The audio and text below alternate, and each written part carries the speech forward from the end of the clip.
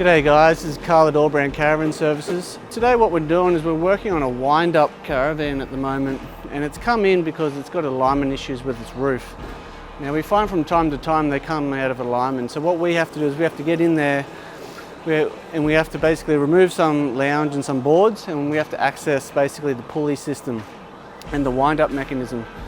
So what we do is we get in there and we adjust all the roof to the exact same height on each four corners, which is your riser arms.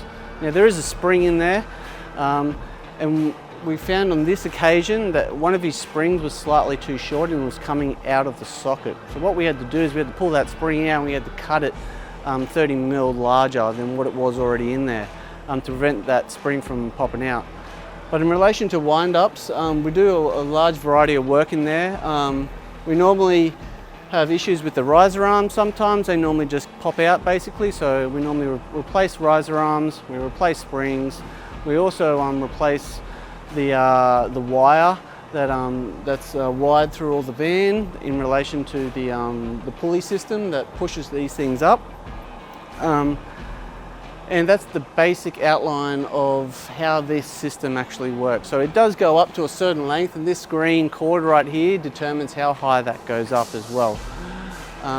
But look, if you guys have any questions in relation to wind-ups or anything that you guys can think of, just give us a call or leave them in the comments below. Thanks.